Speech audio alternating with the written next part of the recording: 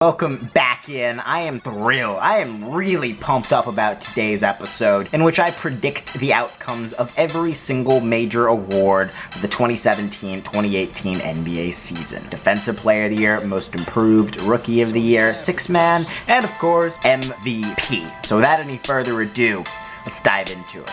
Let's go. Back to the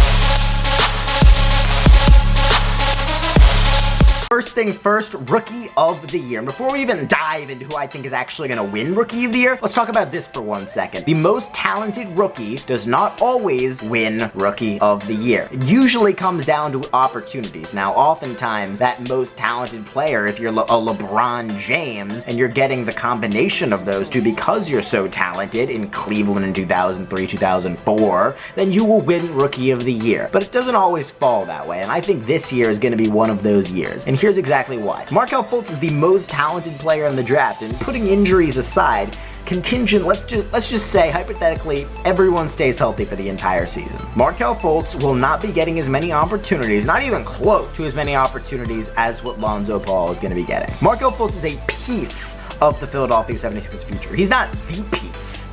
Lonzo Ball is the LA Lakers now. Magic Johnson is sculpting this Lakers team around Lonzo Ball. Markelle Fultz, and we'll talk about Jason Tatum, De'Aaron Fox, so on and so forth in a moment. But talking about the 1 and 2 draft picks right here, most likely heading into the league to win Rookie of the Year. Let's just get that out of the way. So you have your Markelle Fultz, who's going to be alongside Ben Simmons, who's going to be alongside Joel Embiid, who's going to be alongside Robert Covington, who's going to be alongside Dario Saric. You've got a lot of other pieces the Philadelphia 76ers are very, very invested in. Whereas for Lonzo Ball, yes, he is a Jordan Clarkson, yes, he is a Julius Randle, but those don't even compare to what a Markelle Fultz is going to be playing alongside and what he's going to have to be fighting for his opportunities with. Whereas with the LA Lakers, he is the piece of the franchise, Lonzo Ball, obviously, and that is the main differentiator. Now with a guy like Jason Tatum, obviously due to just the fact that he's with a very, very competitive team in the Eastern Conference, they're going to be trying to win. It's going to be a great learning experience. It's going to be great for his career long term, but for the Rookie of the Year award in particular, not a great scenario. I do think the kid has a hell of a lot of game though, and will have an outstanding career, and he's a scorer, which I like to watch. Now, De'Aaron Fox, interesting candidate for Rookie of the Year, quite frankly, due to the fact that he was drafted by Sacramento, which means he's going to be getting a hell of a lot of opportunities. So I think that's interesting. I just don't think the Sacramento Kings will be interesting enough because of how little is around him for him to really make a name for himself and get his name out there and his highlights out there. So, my pick for Rookie of the Year, Lonzo Ball. If contingent that he's able to stay healthy. If Lonzo Ball is able to stay healthy, he's my Rookie of the Year pick. No doubt. Done. Lonzo Ball is my pick for Rookie of the Year, if he stays healthy. Second in voting, in my eyes, probably Markelle Fultz. I think it's going to be neck and neck between Markelle Fultz and Jason Tatum. And then following them, obviously, I have De'Aaron Fox. Although I do think Dennis Smith Jr. people are sleeping on. Don't sleep on Dennis Smith Jr. Don't sleep on. I feel like 1 year from now, I'm going to be cutting back to this. I'm going to be like, I told you don't sleep on Dennis Smith Jr. But seriously, don't sleep on Dennis Smith Jr. Cat's game. Mark Cuban's a beast for taking him at number 9. If only the Knicks took him. Just my thoughts. Up next, Sixth Man of the Year. Let's talk about it.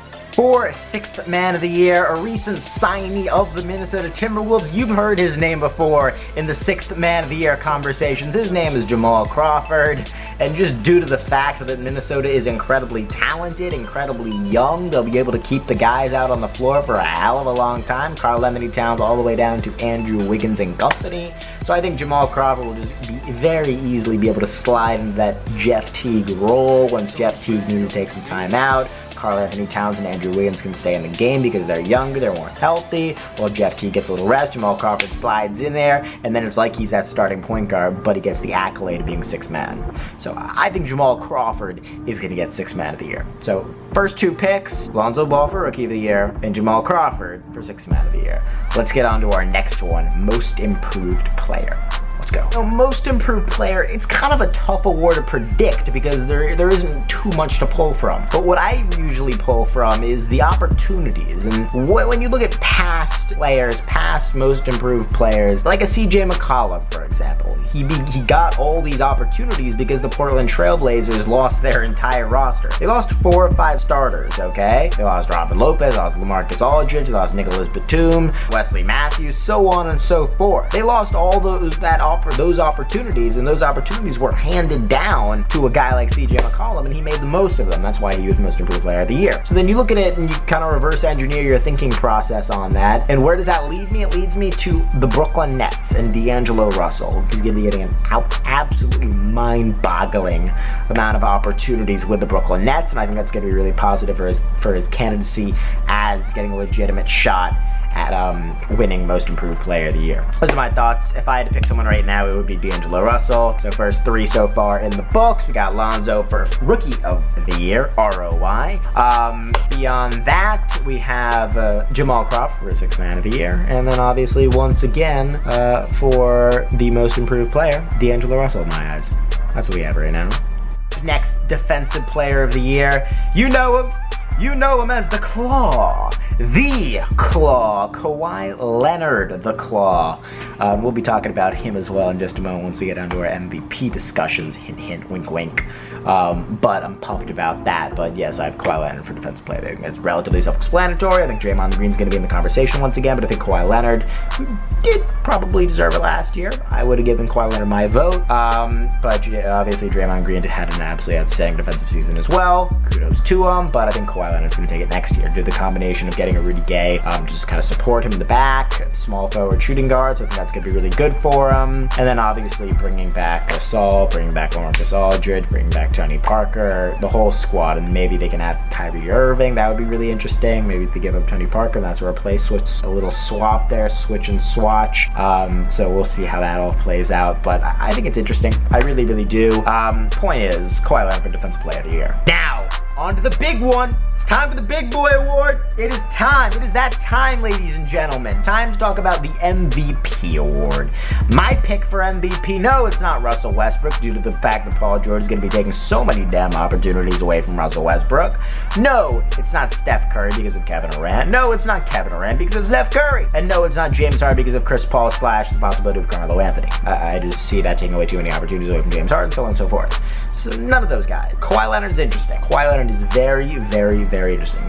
Partially due to the process of elimination. Now, you're not going to have an AD or a Boogie. They're going to be taken away from each other. You're not going to have Gordon Hayward, Isaiah Thomas taken away from him. He's taken away from Isaiah. Because nowadays, when you look at MVP, it's who's getting the most opportunities and who's the most talented player that's getting the most opportunities. The combination of those two factors, like with most awards, that equates to that end goal, and that's success. So, once again, back to Kawhi Leonard. He's going to be getting a hell of a lot of opportunities, and he is the face of the Spurs franchise. That's interesting. But my pick for MVP, and no, it's also not Giannis Antetokounmpo, who will also be getting a hell of a lot of opportunities in Milwaukee, but he will, in my eyes, finish top 3 in voting, so keep that in mind as well. Mark that down. But my pick for MVP is one guy that I haven't mentioned yet, and he's on the Cleveland Cavaliers, and no, it's not Kyrie Irving. No, it's not Kevin Love. No, it's not J.R. Smith. No, it's not James Jones. By the way, retired, now member of the Phoenix Suns front office. Bless up, greatest of all time. Joking, but greatest of all time, the real King James. I'm joking. But I think it's going to be King James. LeBron King James.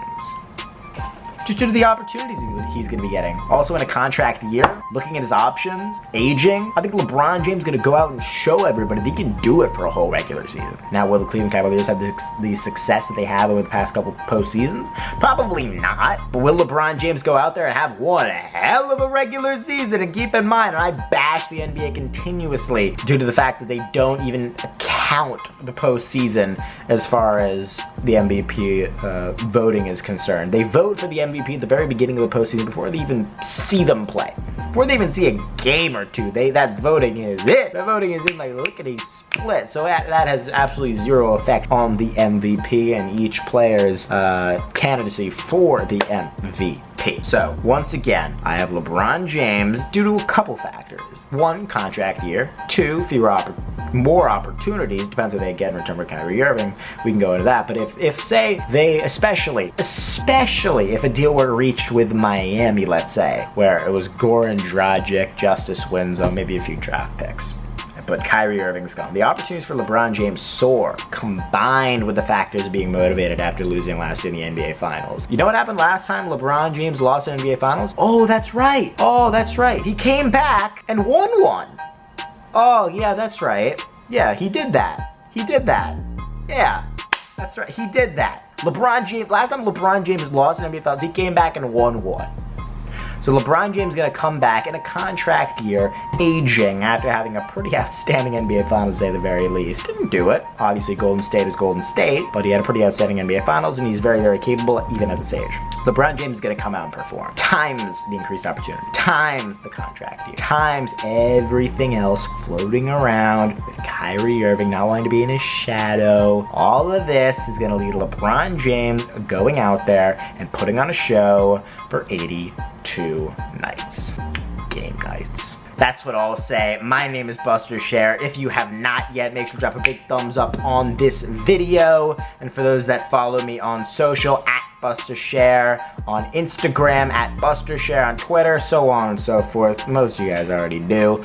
But I will say this, I am pumped about the next 4 to 6 months of execution here on YouTube. Gonna be going ham, releasing both basketball-related videos, baseball, football, soccer, whatever, you name it, business videos, and just life and fun videos. So I'm really pumped about the next 4 to 6 months on this YouTube channel, and let's dive into it. Make sure you're tuned along, so make sure you're subscribed, and I'll see you next time. My name is Buster Share. Tuning out. See ya.